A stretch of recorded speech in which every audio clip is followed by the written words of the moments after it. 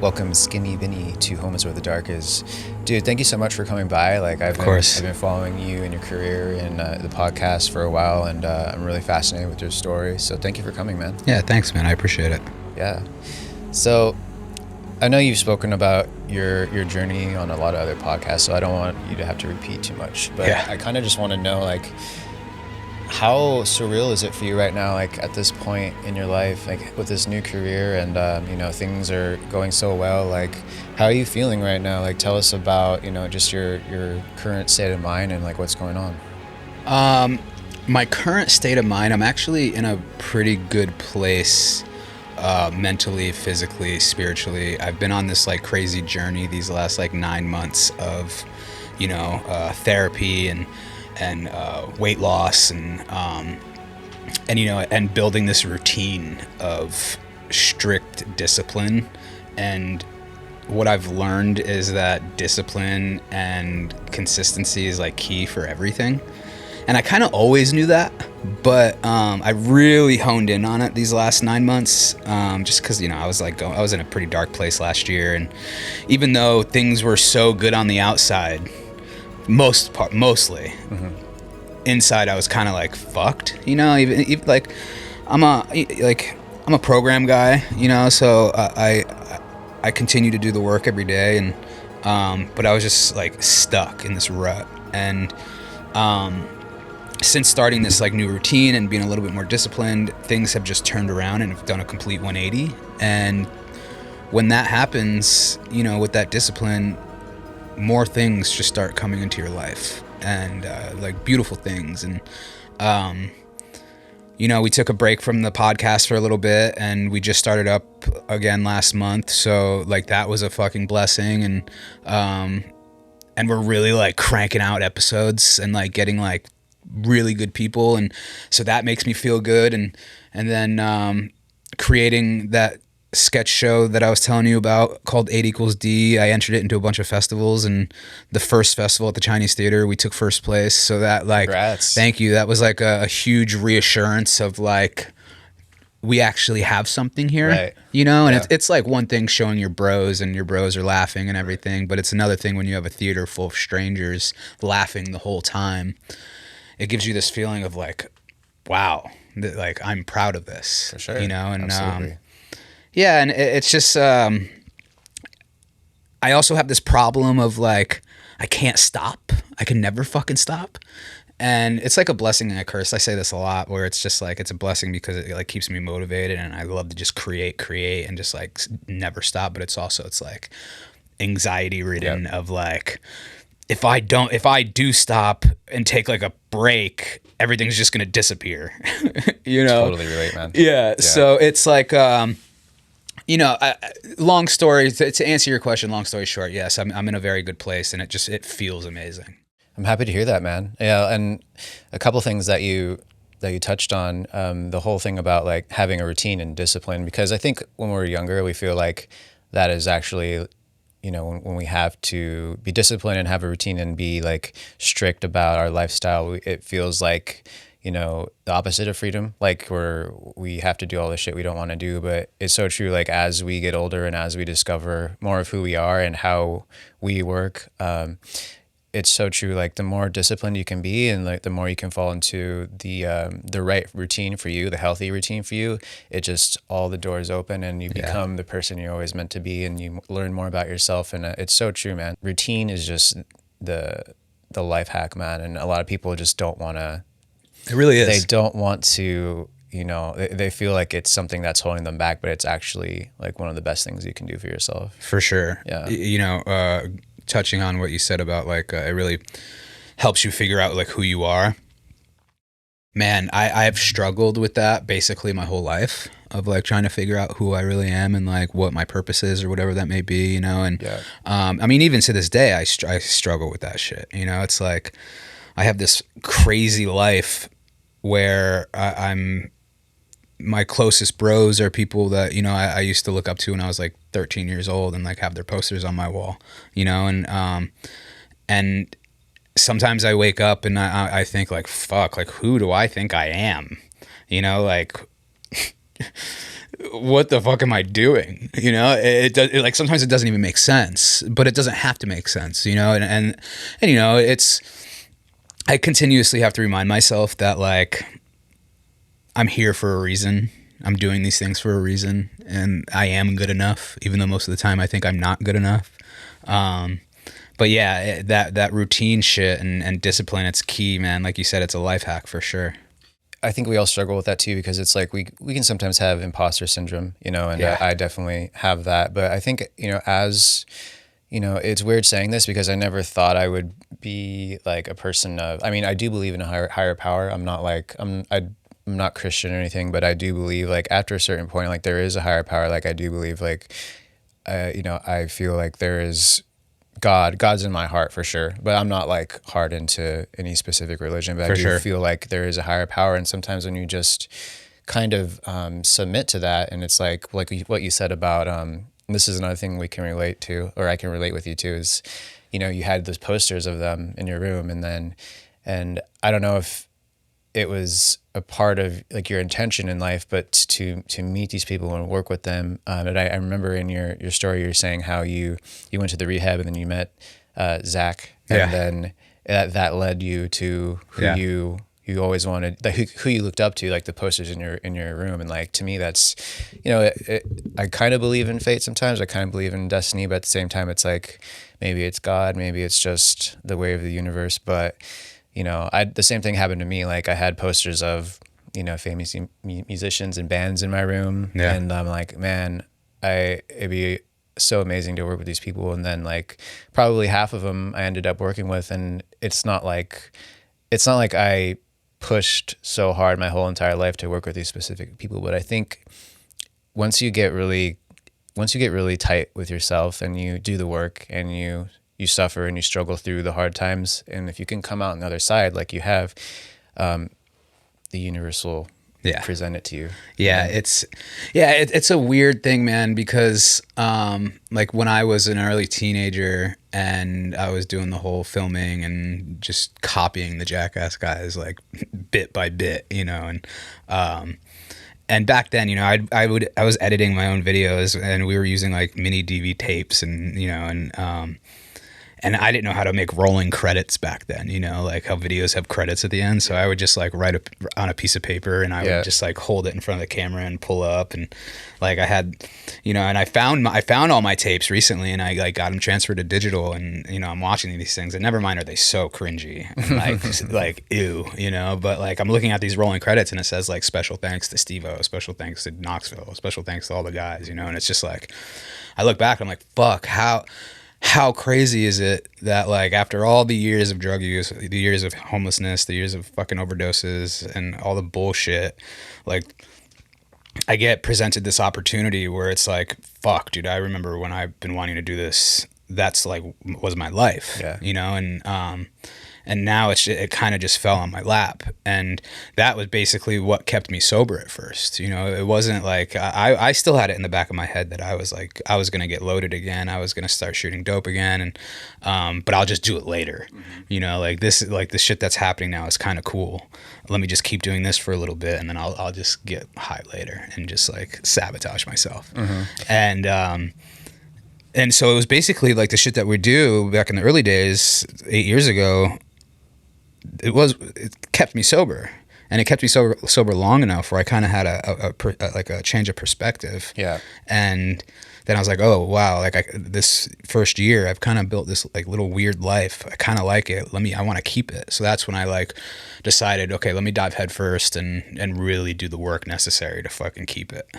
Yeah, man, absolutely. So was that ever a thought in your head, like I want to work with these guys one day, or did it just that's where the universe took you? It's just where the universe took me, man. I never like I'm sure I thought like, oh, it'd be cool to like film with these guys, but like being a kid from Connecticut, 14 years old, that's never really a thought, you know? And like I always had that like Hollywood dream and like coming out here and being famous and all that shit, but that dream just seems so big and so far-fetched that it like seems impossible, and you don't really know the first steps to achieve it. you It's know? very, yeah, it's very intimidating. It's very daunting. It's like this massive Yeah. mountain to climb. And then Yeah.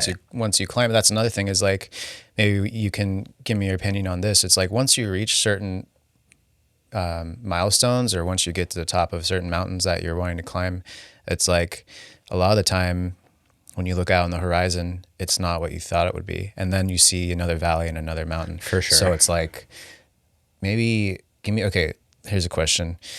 So you've worked with some, you've been doing the podcast for a while. Yeah. I'm working with Steve, and you had a lot of great guests, a lot of really great guests. So for you, what has been like the biggest like epiphany or like mind blowing thing that you've realized about the entertainment industry?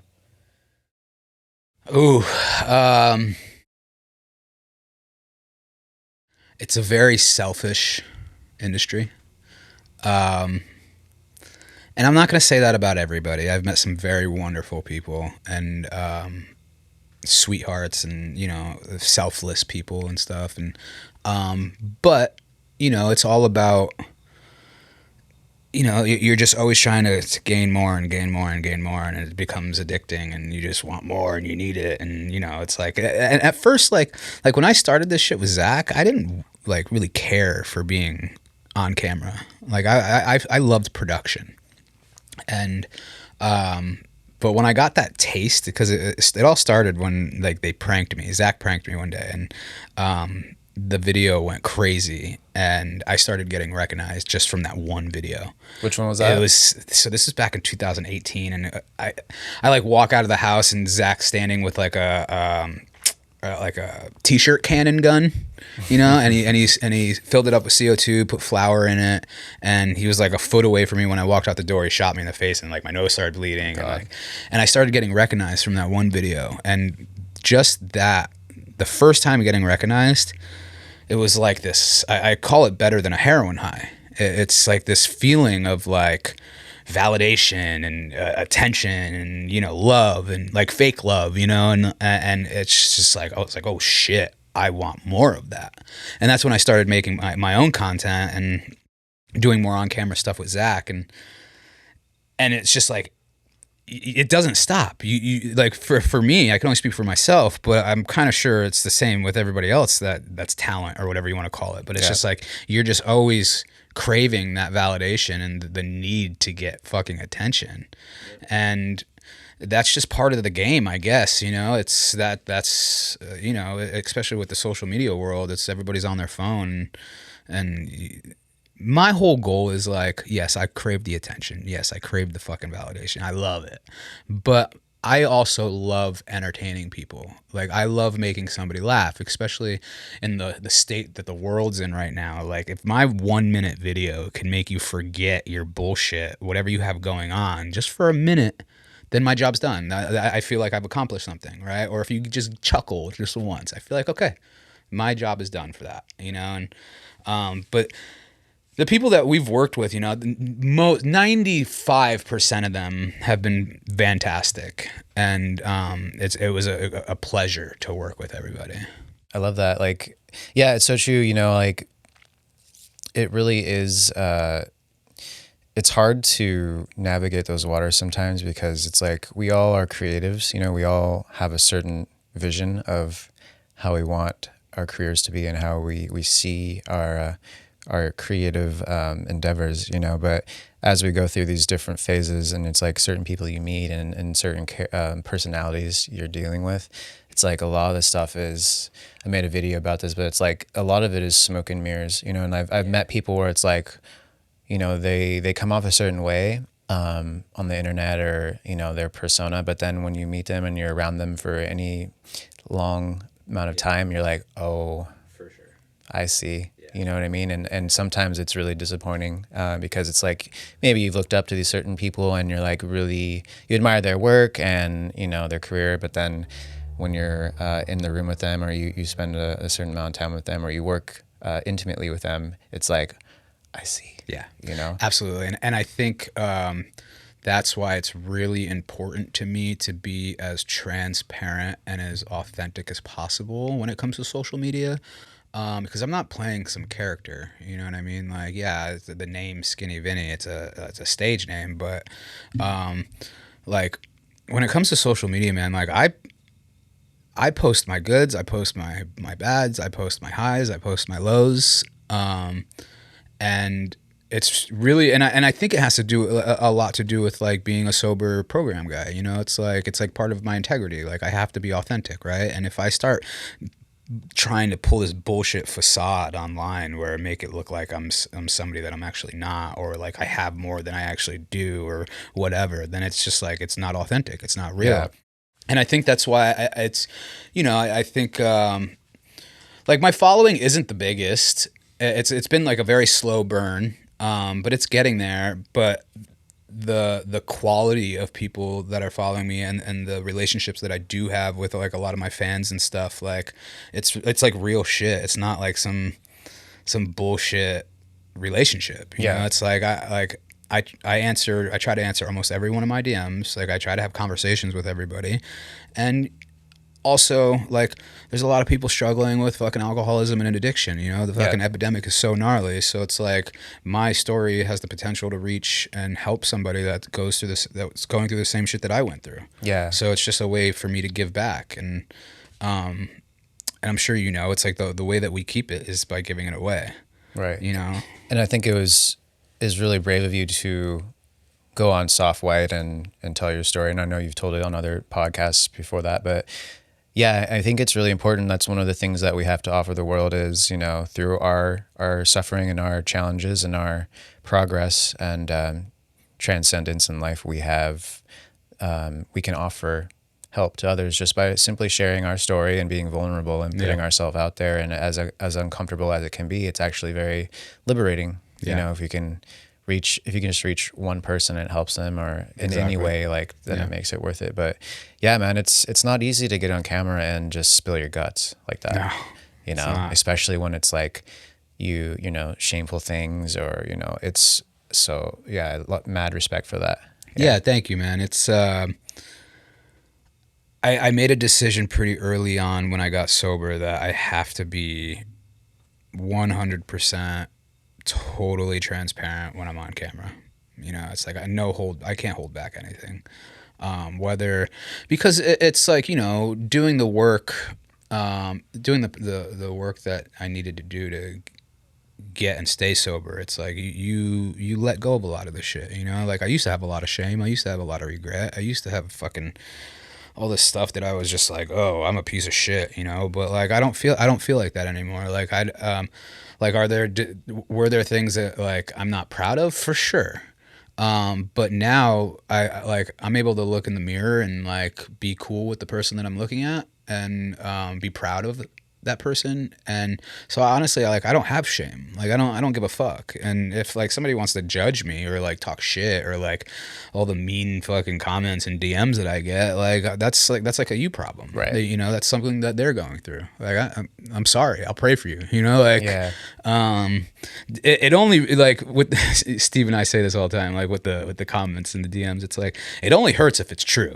Right. You know what I mean? Like, and there's some times where like we'll see a comment and be like, "Ooh, yeah, they might be right," you know, and then we'll switch it up. You know, it's like constructive criticism in a way. You know, it's like, but in reality, man, it's like I have no shame. My story is my story, and it got me to where I'm at today. There was a lot of darkness, but now there's a lot of light. You know, it's something I'm truly grateful for.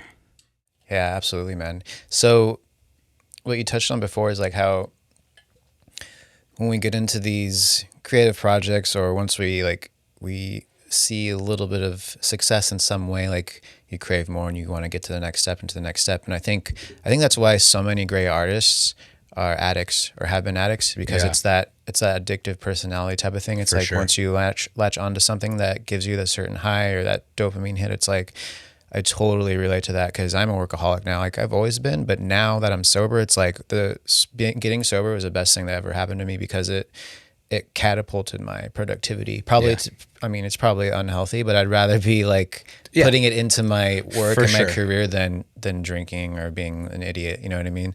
So I noticed that with so many brilliant creative people, they're either in recovery or they're still like going through it. Totally.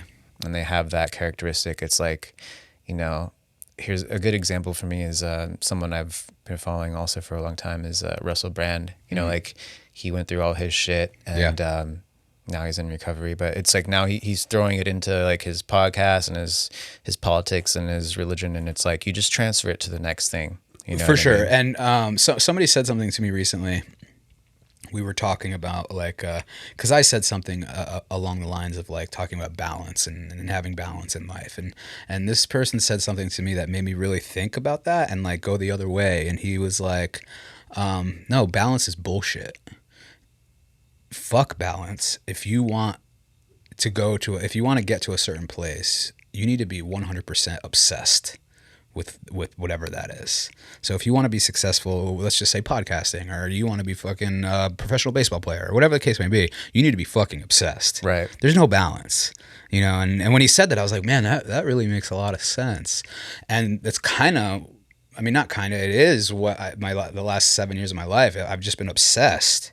And I think that's been a reason why I've gotten to where I've gotten, and just because I'm obsessed with this shit. Not just the fame or the money or any of that. It's just like I genuinely, I love and I'm obsessed with either creating or meeting the people that I meet or traveling the world or all this shit. I'm just obsessed with it. I'm obsessed with like not having to work a 9-to-5 job. I'm obsessed with fucking meeting fans around the world. I'm just, this world that we live in, I'm just obsessed with it because it's not the normal world, you know. And to have this, like, why not be obsessed with it?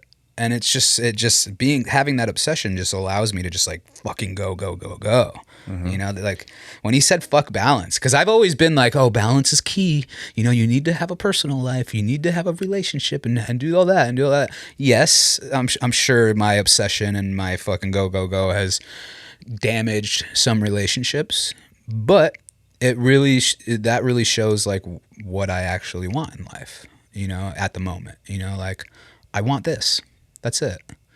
Yeah, absolutely. I agree. I think if you want to be the best at something, or you want to reach that point in your career where you are self-sustainable and you are the master of your own universe and you're creating the ideal life for yourself, which is possible for everyone. Like I want everyone listening to understand this is like, it's what's holding you back is fear. And I know it's extremely hard to get over this stuff, but it's like you can create the ideal life for yourself, but it's going to be, you're going to suffer. Like you're going to go through really, really dark times, but you can get there if you're willing to go through the turbulence and the uncertainty. But yeah, like when you're going after that life, yeah, you have to be 110% in, and the balance can come later. That's the thing. It's like, for sure, you have to grind until you're in a comfortable enough state to where it's like, okay, because a lot of people, they'll grind for months and then they'll like go take like a few weeks off and fuck off and then come back to it. And then as you get more and more successful, you can, you know, get the balance later. But you're right. Like you really have to go all in. And I think most entrepreneurs understand that. You know? And I think like, look, if that's something to everybody listening, if that's something that you want and that's something that you want to strive for, like be ready to make sacrifices. That's it. You know, I feel like it was a huge reason why my marriage didn't work out in the first place. You know, like looking back, like, yeah, I see my part in things. Could it have been different? For sure. But I see my part in things of like, I was just so focused on, because back then, like 2 years ago, like I'm in a way different place now than I was 2 years ago, you know. How so? A little bit more financially comfortable, definitely a little bit more mentally stable, you know, just at a place of I wouldn't say content. I don't like to be content, because I feel like when you're content, that means you're comfortable and there's no complacency. Growth. Yeah, you know. So I don't like to say that, but I'm in a place of like things are all right. I'm doing okay, right? Back then, you know, I was just like, oh, Steve needs this. I need to do this. Like I need to go. Like bro, when I got married, a week after our marriage, I went on tour for months. Mm-hmm. You know, like. And then, like, so we get married, and then a week after, we go on this Impractical Jokers cruise ship tour. So I'm on a cruise ship going through like the Bahamas and fucking all this shit, and my wife's just at home a week after we get married. Yeah. And in the moment, I'm thinking like, oh, my wife is probably thinking my husband's dope. Like, he has this cool job. He's traveling the world. But in reality, she's probably just like, dude, I'm fucking stuck home, just newly married in this apartment we just got by myself. Like, what the fuck is going on? Yeah. Well, Looking back at that now, I see it. yeah. But in the moment, it's just like, dude, I'm doing all this rad shit. I'm bringing in the money. I'm a fucking breadwinner. I'm doing this. I'm doing that. Like, her husband's dope, you know? Like, but that wasn't really the case. Yeah. Let's touch on that a minute. Cause Yeah. I realize like, man, dating and relationships now, is so different than when I was like, even, 20 years ago for me, like 15 years ago, like, this is what I've noticed, like, a lot of women, they want that, they say, what is it? They want a high value man, right? They want that guy that Yeah. is, successful financially, can provide that life for them. Yeah. But a lot of them don't realize, look, if you want that, he's not going to be around that much. Yeah. So it's like, you know what you're signing up for, but then when you get there, it's a problem. Yeah. So for me, like, I have a problem with that. It's like, well, if you want that kind of lifestyle, your husband or your boyfriend, like, he's gonna have to work. Yeah. So Yeah. you have to be able to accept that. And it bothers me when they know what they're getting into up front, but yet then later it's a problem, and then they leave, or it's like it totally crushes you. And that's kind of what similar thing that what happened to me like last year. But like, how do you feel about that? The dynamic of that. Man, I could only speak on my situation and what happened, and I think the most important thing that's going to help, let's just say in a situation like I was in, right? The most important thing, or really any situation, is just fucking great communication, right? You need to be transparent about what you need, what you expect, what you want. And with my situation, I feel like there was decent communication as far as like wants, needs, and expectations. But my problem was, I was just, again, going back to being obsessed, I was just so focused on my career. And that's around that time is when I feel like I had just started to be the co-host. I'm just starting to tour with Steve when I met my ex-wife, and I'm like, and like all these things are just falling in my lap. I'm like, fuck, it's finally happening, like I need to but like the issue there is like, I didn't put her in front of all that. And that's my bad, and I see it. And like, and being a sober dude, it's really important to take accountability, Right, for your fuck ups, right? And I see that. In the moment, I didn't, right? And it also took a lot out of me as far as like, when I come home from tour, I'm so exhausted, and when I'm home, I'm not present, right?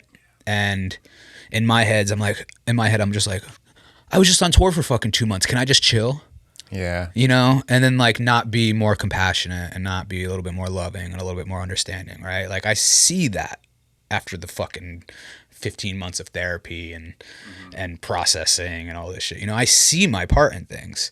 But it all comes to answer your question, it all comes down to just fucking communication. Like, hey, I'm feeling like this. We need to work on this. And after the marriage, for me, that wasn't there. That communication wasn't there. And next thing you know, she's just gone the day I get home from tour. Oh, fuck. And it just leaves me spinning, thinking, oh, I must be a huge piece of shit and not deserving. We just got married 4 months ago. I must be a huge piece of shit for somebody to just leave after 4 months of marriage and not try to work on things. So for months, I'm just spinning in my apartment like, oh man, I'm the biggest piece of shit there is, right? And then eventually, like, and then you start playing these fucking scenarios in your head of like other things that could be going on, right? And like you just have no idea. And like, luckily, like I was solid enough in my program where it didn't lead me down some fucking more dark times. Yeah. And, you know, I think at the time I had like 6 years sober. But there was like, I'd be lying if I didn't say where, like, there was a time where I was just in my bed crying and like, man, I would love to go, and alcohol is not even my thing, but I was thinking, I was like, man, I would love to just go fucking get a 30 pack and just drown my fucking feelings right now, and nobody would know. Nobody would know. Yeah. I'd wake up the next morning. I'd go to a meeting. I wouldn't take a newcomer chip and just live a lie for the rest of my life. But no, but that feeling went away really quick. And like, I understand, like, look, if I was going to do that, like, I'm going to go shoot dope. Right. I'm not going to just fucking ruin a relapse with alcohol. I'm going to go fucking all out. Yeah. You know, like, that's not, like, that's me. I fucking burn shit to the ground fast. Right. But yeah, man, I think if you're in a relationship with somebody that the career is a very big part of both of their lives, right? Like my ex-wife, she didn't work. She didn't, you know, she didn't have a career. You know, so it's like, communication is going to be the most important part. Communication and transparency. That's it. Totally. Yeah, I think it's unfortunately it's like if you're with the right person, then things can really click and things can really go optimally if that communication is there. But unfortunately, like from a lot of my experiences, you know, a lot of the women I've dated, you know, it's like they say one thing like this, oh, that's okay, like they know what they're getting into, but then when it actually happens, it's they're actually thinking something else. Yeah. Or they're like, oh, I didn't know it was gonna be like this. And plus people change, man. Like our personalities change, and we evolve, and we, you know, before you know it, like we don't recognize our partner, and we have no idea, like, oh, well, I thought this was cool, like you know what my career is, you know what my goals are, you know, you knew what this is going to be.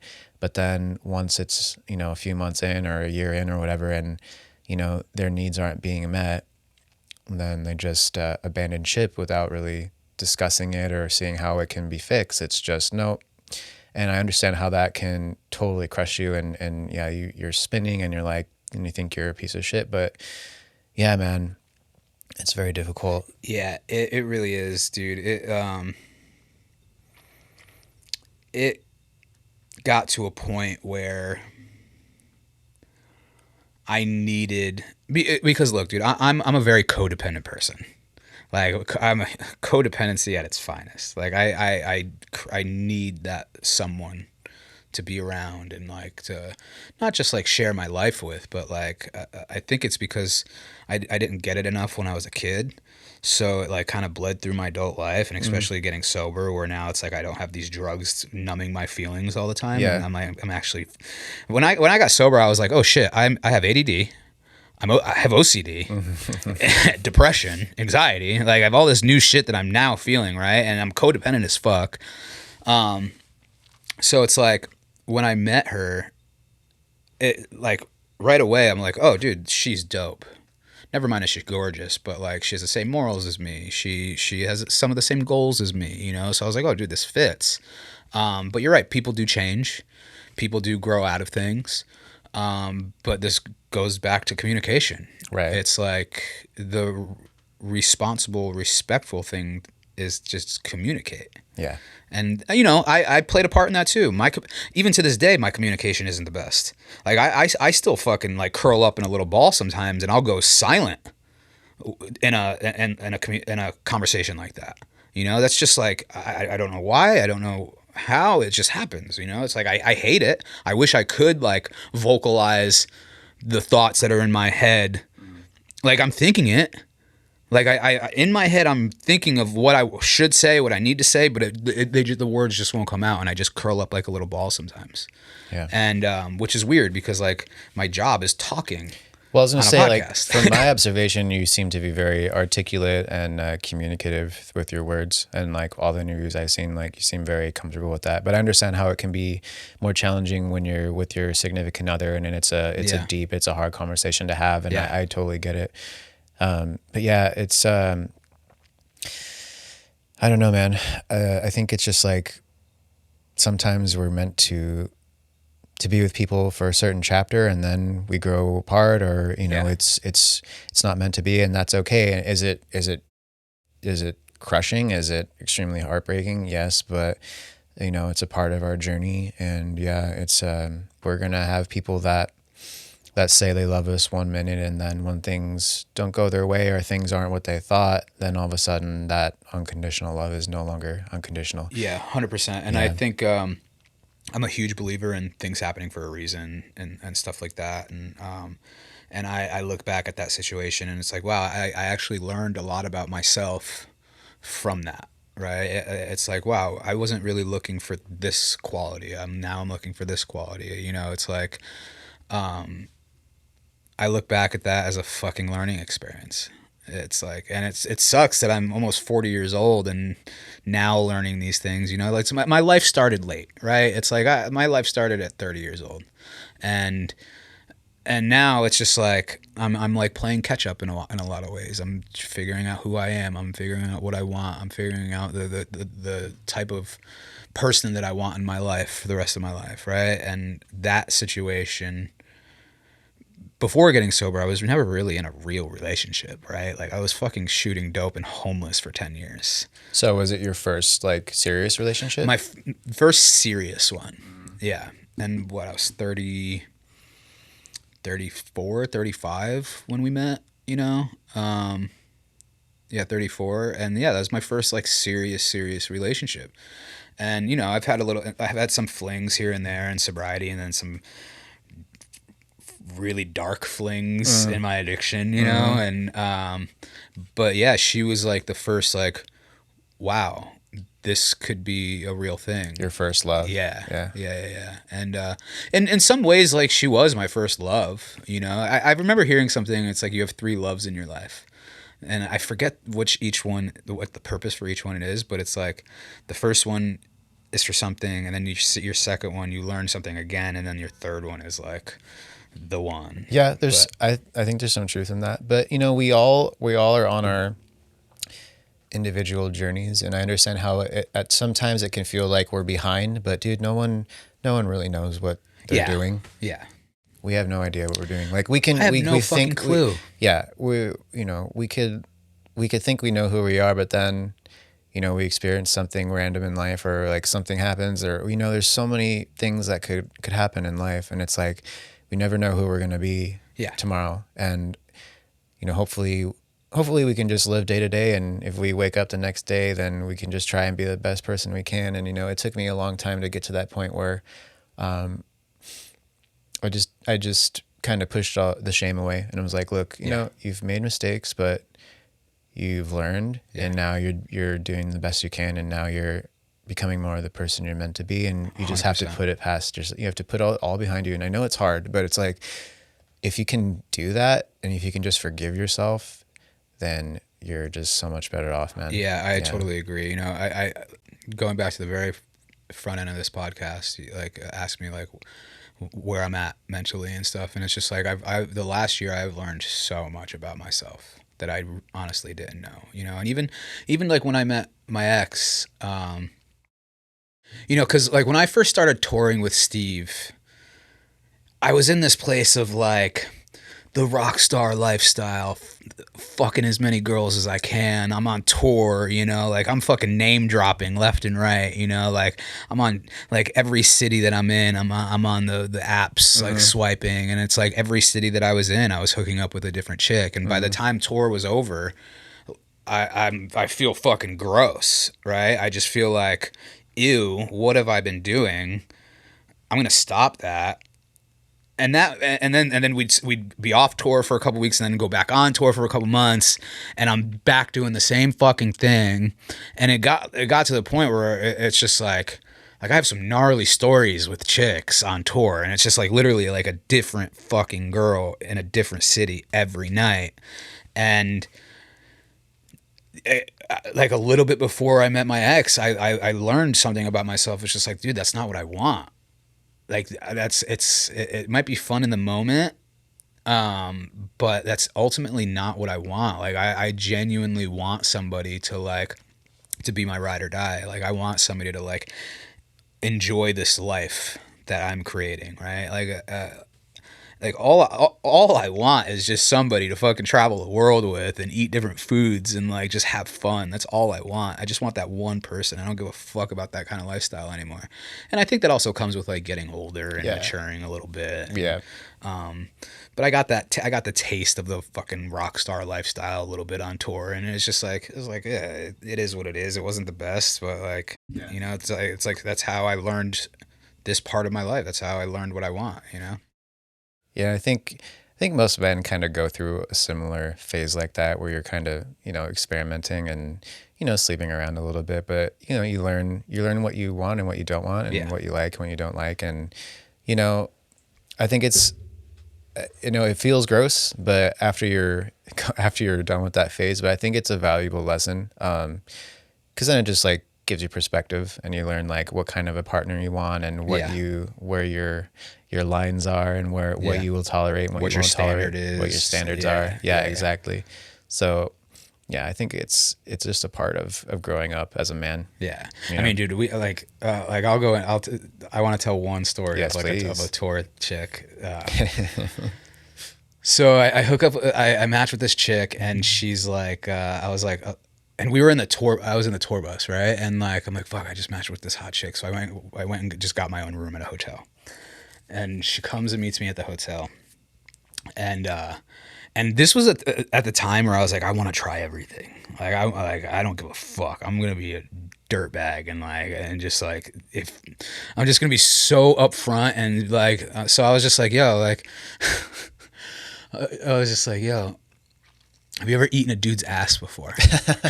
and she's like, no. I was like, all right, let's go, right? And she does it, you know. Then we have sex, and afterwards, she's like, I can't believe I just did that. I was like, what? Eat my ass? And she's like, no, I can't believe we just had sex. And I was like, oh, cool. She's like, my husband's such a big fan of you guys.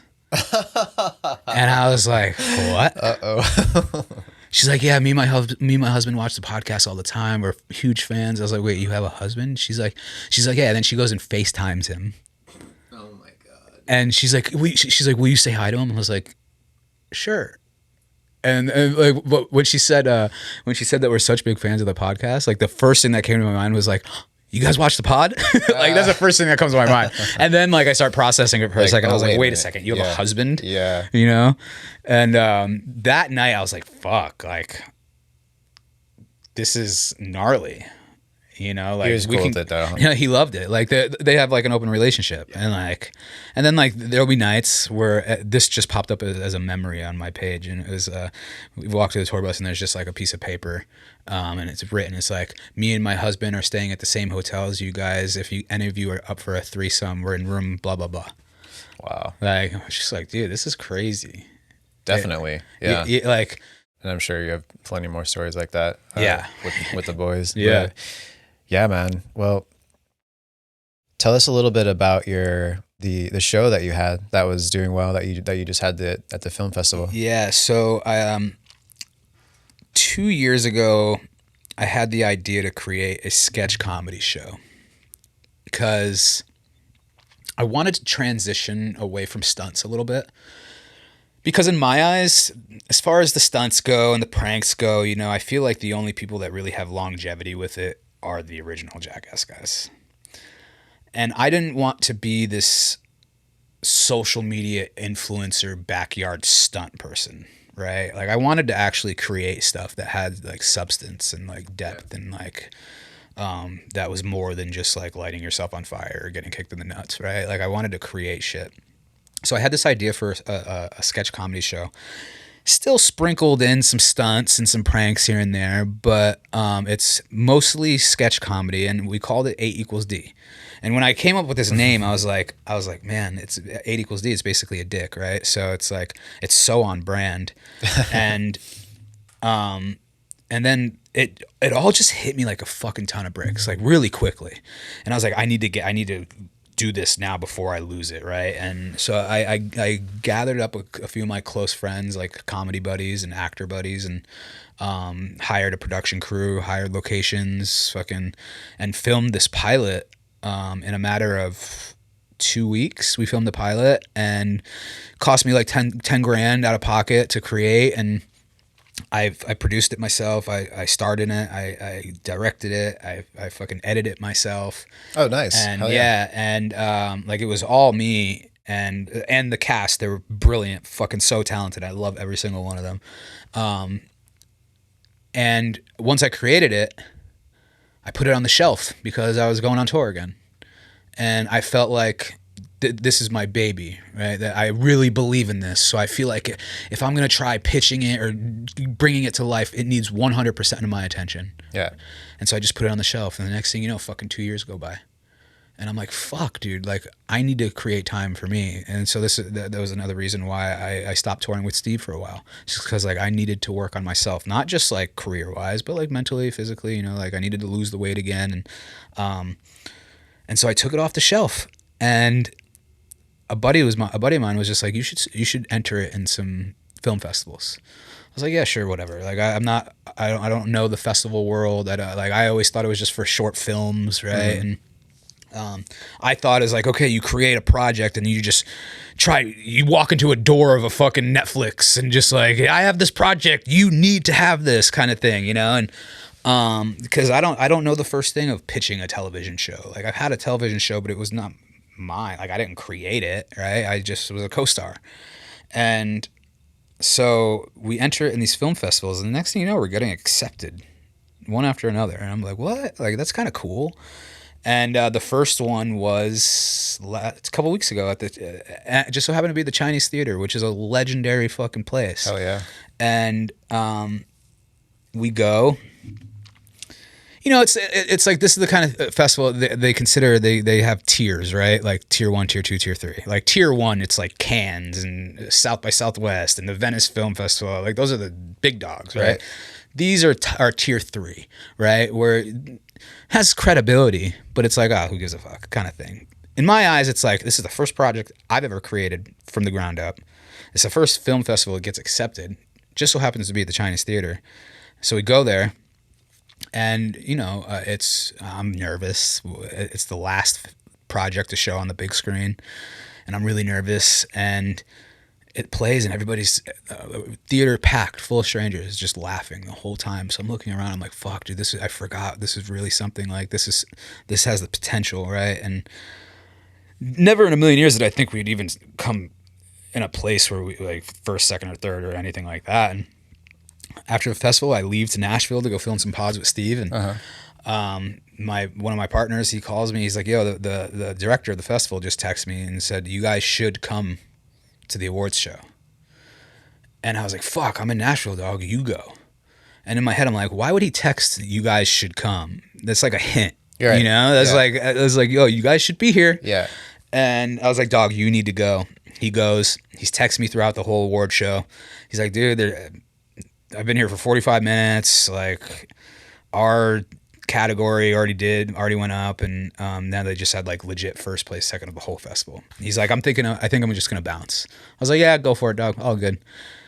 And then I get a text from somebody else that I had met there saying, "Congratulations, you just took first place." I was like, "Huh?" Fuck yeah, man.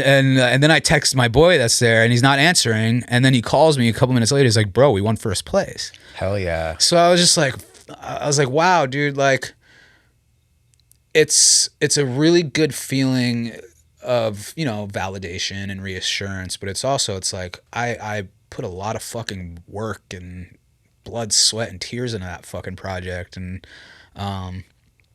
showed it to a lot of people, and, you know, people like Rick Cossack and fucking Steve and Knoxville and all this shit, and like everybody's like, "Dude, this is good," you know, but I'm not that kind of person to be like, "Yo, Steve, show this to Tremaine." Yeah.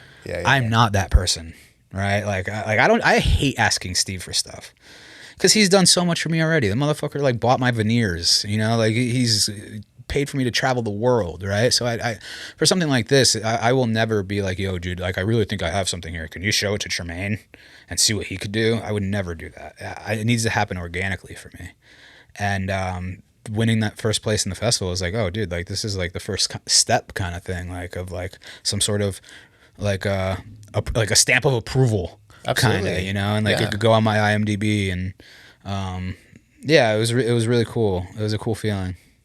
I love it, man. Happy to hear that. So what's the next step with that? Is that going to be released on a platform or YouTube, or what are you going to do with that? I think I'm gonna hold it close for now, still, while we do the rest of these festivals. And I don't know, man. I want to continue making it and making like a second episode, a third episode, and just keep doing it on my own. Obviously, the goal is to like have the right pair of eyeballs see it and just be like, oh, we want to buy it. You know, like that's the goal. Yeah. And a lot of people are telling me, a lot of people in the industry are telling me like, look, man, the way to go now is to create it on your own and like create a whole season and just see what happens and build your own brand that way and just releasing it on YouTube, which I agree with, but it's also like, fuck, dude, like that episode cost me $10,000. I can't keep dropping $10,000 just to make episodes. Yeah. You know, and just like it's investing in myself, which I'm all for, but also it's like I'm getting old. I need to like prepare for my future a little bit, and you know, like I need to save money, and like it's hard to just drop $10,000 on a project. We got to invest in ourselves, right? It'll pay off eventually. It may not be as soon as you hope, but it will. Yeah. But you know, there's always that fear, that financial fear of like, dude, I like time is going by so fast. You know, the older you get, the faster it goes. So it's like, I always say, I was like, dude, I don't want to be fucking 60 years old checking receipts at Walmart. I know. I don't want that. That cannot happen. You know, and it's like we don't work in an industry where we have 401ks and fucking retirement funds. Like that's up to us to do that. You know, so it's like, it scares the shit out of me to be fucking 65, 70 years old and having nothing, you know. It's a scary fucking feeling. So that's why like I kind of created the other half of my life were treatment centers and sober livings and stuff. So I have that, and while I could like pursue this other shit, you know. But yeah, it's I agree, investing in yourself, and I feel like I do most of the time, you know, but fear does hold me back a little bit. I think, we all have that. We all have an issue for, you know, to a certain degree, but like, I think it's really important to invest in yourself, as scary as it is. Cause I do feel like if you're in it for the long haul, it will pay off eventually. And, it's especially if you're just a genuine person, right? I feel like if you're a genuine person and you just like genuinely love what you do, and like, I heard Rick Rubin say something recently where he was like, I don't make music for the audience. I make music for myself. Mm-hmm.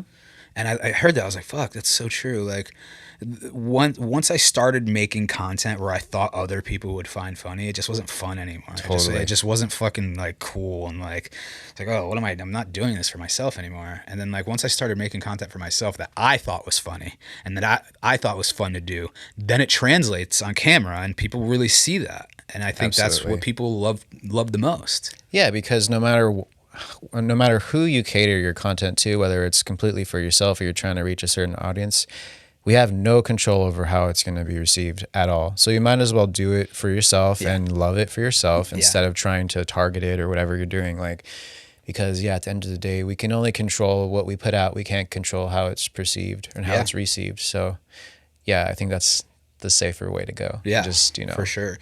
And we got a little taste of that on the podcast too. Like, that's why we took a little break, because it got to the point where like we weren't having fun anymore. Why's that?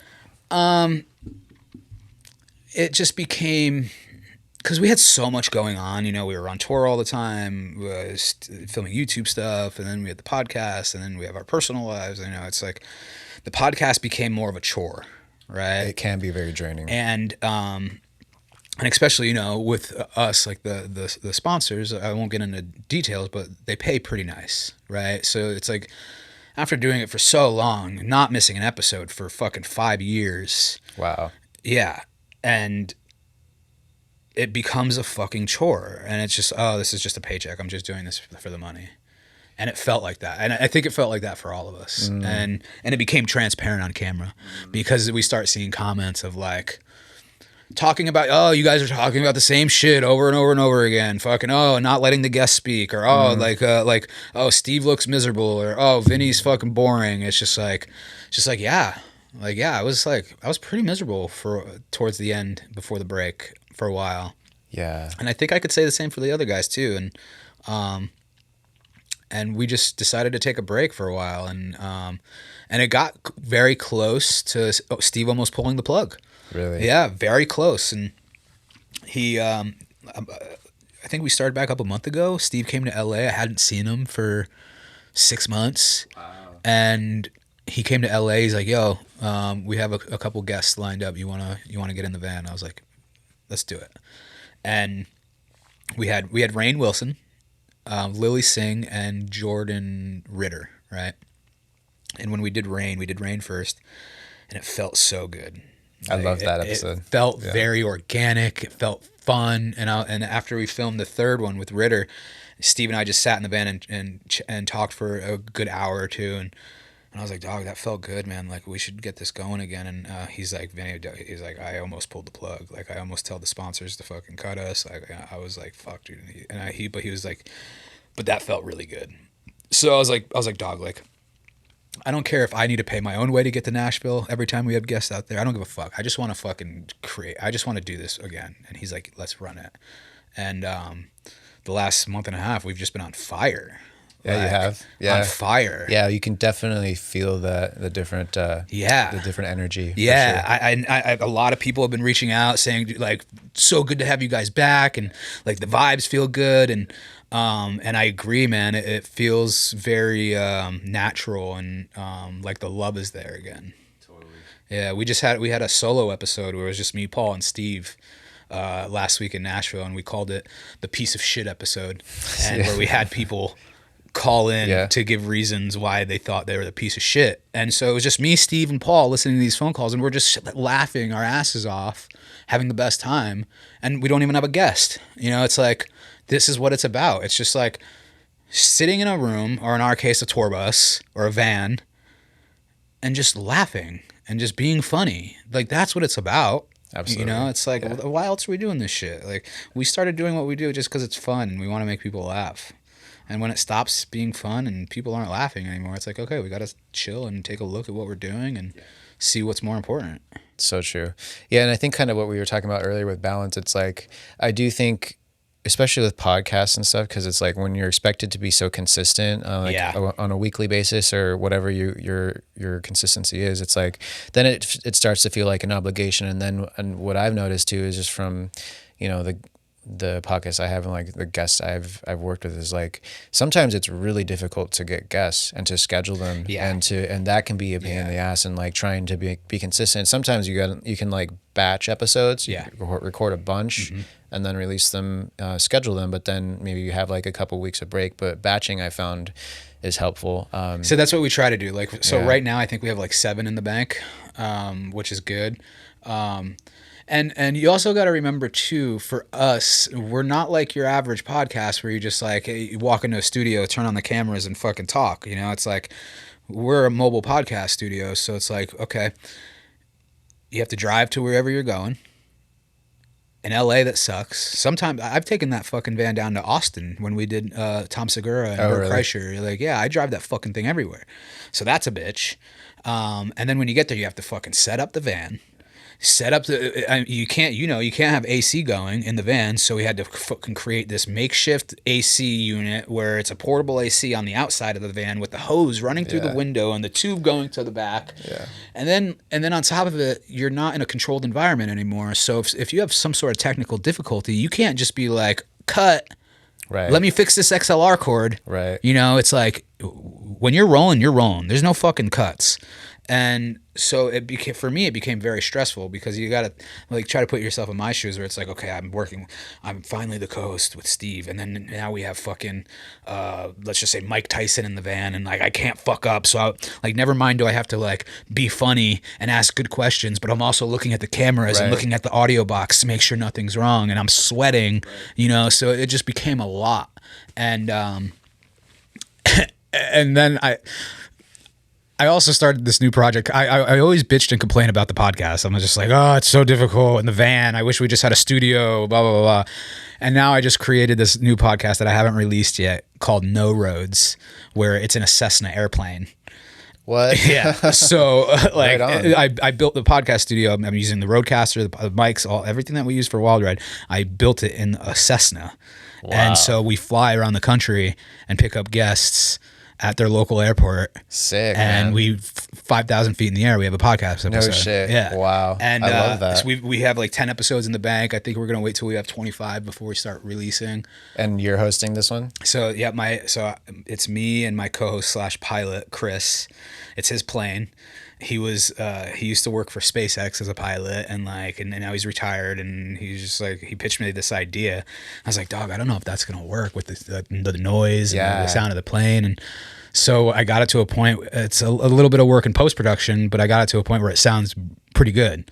So I was like, fuck, this could actually work. And then we started picking up guests, and we just had Steve on when we were in Phoenix, and yeah, but even that, like, that's, I go from one traveling podcast on the ground. Now I'm fucking in the traveling podcast in the fucking air. Wow. And it's just, I can't make it easier for myself, you know? Yeah, you added more work for yourself. But that sounds sick, though. There's no other podcast that does that. There's no other Dude, podcast. that's going to be great. There's no other And that's the thing. Like, you get it, dude. The podcast world is so oversaturated. Everybody and their mother has a podcast. So when I decided this, I was like, fuck, dude, if I'm going to do my own podcast, it needs to be different. Yeah. Right? And when my buddy pitched the idea to me, I was like, that's different. Nobody's doing that shit, because not everybody just has access to a Cessna. You know what I mean? That's a great idea. Yeah. Nobody has access to a Cessna. And like, I'm lucky enough to where like I have access to a lot of people to come on as guests. So it's just like, it kind of works. And it's called No Roads. I love it. Yeah. It's kind of sick. When is that going to drop? We're hoping for the end of October. Sick. Is that going to be on your channel or a separate channel? It will be a separate channel. Yeah, everything will be separate. Nice. Yeah, I was kind of thinking like, I don't even want to promote it on my personal socials. I just want it to grow organically. It's a good idea. And see fucking, you know, like see if it gets maybe picked like, up. you know, maybe throw a little, you know, some. I've been filming this whole time with like behind the scenes shit. You know, maybe a couple of videos behind the scenes, like, hey, go here, but not like, hey, what's up, guys? Fucking go check out my new podcast, blah, blah, blah. Like, I don't think I'm going to do that. I think I just wanted to have that organic growth. Yeah, I think if you put it up on YouTube and just see what the algorithm does with it, it'll probably get picked up. And and like, dude, snowballing. The intro shot that we got, like, it's a quick fucking 8-second intro, and we rented the sickest cinematic drone to follow the plane in the air, and like the plane does this like crazy maneuver right in front of the drone and then turns away, and then like the logo fucking fades in. It's like it's very well done. Like, I'm very proud of it. Like we said, it's nobody else is doing this shit. There are like pilot content creators. Like, there's this one guy who flies in this like little personal plane, and he'll have somebody sit in the back and like they talk through the headsets. Oh, okay. Like, there's people that do that, but it's not a full hour. He's not using legit podcast equipment. He's using GoPros. Like, I have my fucking Sonys, I have the Shores, nice. I have my Rodecaster. It's a fucking podcast studio in a plane that I built, you know, or that we built. And I'm excited about it. It's like a, you know, that feeling you get of like, nobody else is doing this shit. You know, this is gonna be cool. Yeah, that sounds like a great idea. Cool, man. Well, before we wrap it up, is there anything else you want to touch on? No, man. I think we've nailed it all, man. You know, go check out the podcast Wild Ride with Steve-O every Thursday at 10 a.m. LA time. This week's episode is the piece of shit episode. And then we got John C. Reilly coming up. I fucking love him. We got John C. Reilly coming up. We have Trailer Trash Tammy coming up. And we have a couple episodes that we have to do coming up soon. We have Bert from the Used coming on in October, which I'm stoked. I don't know much about him. Obviously, I do research on a guest, but I don't know much about him. And I just love the Used. Like, I was gonna say, do you like the music? Oh yeah, I've loved the Used for a very long time. Hell yeah. But it's just like, when it comes to the bands that I like for example, like, we might be getting Derek from Sum 41. I was a huge Sum 41 fan, still am, but I don't know shit about any of the members. And I feel like that's the same for like I'm a huge My Chemical Romance fan, huge My Chem fan. But I don't know a fucking thing about the people in the band. Yeah, I just love their music. That's what's brilliant about podcasts is like it just opens the doors to, because it's like when we see these celebrities and actors and bands, and it's like we follow them their whole career, and we follow their art and their music and their films, but we don't really know much about them. So that's what's so brilliant about it. I think that's why I love podcasts so much. It just like opens the floodgates to, you know, a whole new perspective on their art, you know. So that's great, man. So, yeah, man. Yeah, go check out the podcast. Look out for No Roads. Look out for 8=D. And maybe catch me live at a comedy show sometime. Who knows? Hell yeah. Yeah. All right, well, we'll put your links in the description so everyone can check that out. And I just want to say, man, dude, thank you for coming and for sharing and for having the conversation, and congrats on everything. And like I want to say, like I'm really happy for you, like that you've come out on the other side, and you're doing great, and you know you're becoming who you always meant to be. So like, congrats, man. Well, I appreciate that, brother. It means a lot, man. All right, guys. Well, thank you so much for listening, and check out Skinny Vinny. We'll put the links in the description. And thank you so much, guys. Cheers.